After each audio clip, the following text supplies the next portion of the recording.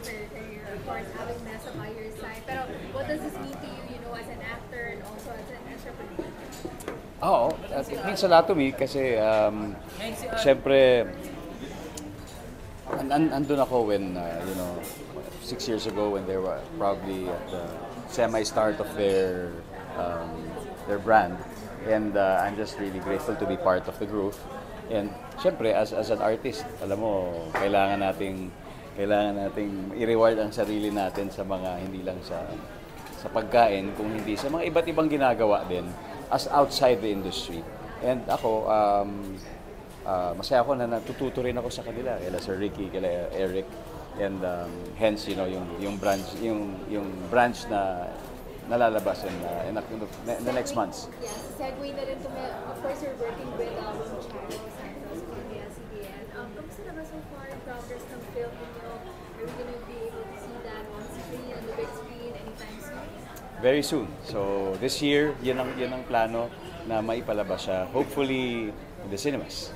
Wow. Yeah, Is sometime. it gonna be in any festival or hopefully?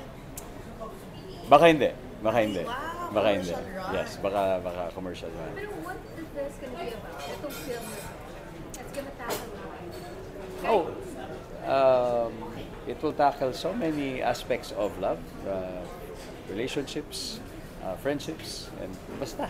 Parang ayoko mag-give away masyado.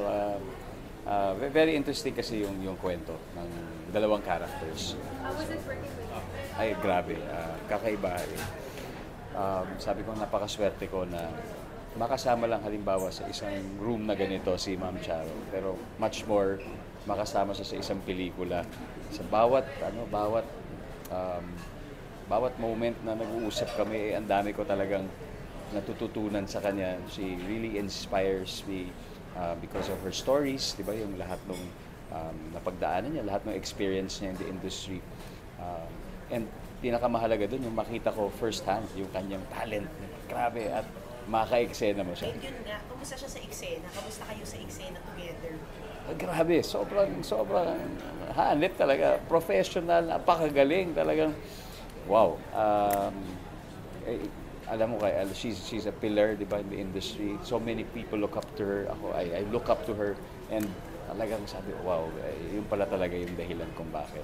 Yung decades and decades of hard work niya, nakikita ko ngayon, unfolding right in front of my eyes. After Rewind, after, of course, in this season in your careers, Balota with Marian, how deliberate are you in choosing your roles ngayon? At saka yung mga projects na gusto mong gawin, may hindi ka tumanggap ka ulit sa TV, or so? Always naman, kahit magmula noon, parang meron akong certain gut feel sa mga roles na gusto kong gampanan at sa mga kwento. And syempre, nagpapasalamat din ako sa mga nagbibigay ng mga kwento, no, ng kanilang mga storya. So, parang perfect, right timing din siya. Perfect match din kung napapanahon ba na kaya kong gampanan yung ganitong klaseng role. So, Palakas yung actor ngayon, Parami kayo ng parami. Nakakatuwa yung mga social media posts. Mas ang daming nakaka-relate, di ba? Parang ang daming nakaka-capture ng audience. Yeah. How's yung samahan nyo so far? Ano yung mga pinagkakaabalahan nyo at the moment ng mga projects? oh, so yun. Yes, it's true. The organization is growing. And that is because pretty soon we will launch our database. So, isa sa pinaka magiging mahalagang proyekto ng organization. And I can't wait to tell you more about it, but to give you a hint, so ito'y magiging parang database ng lahat ng actors in the Philippines. Think IMDb and LinkedIn of our actors. So nandun lahat ng kanilang trabaho and body of work nila.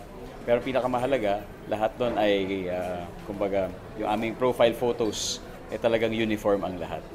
World class talaga yung magiging itsura. Parang laki naman tulong nun lalo sa industriya natin in casting. Yes. Of course, projects abroad.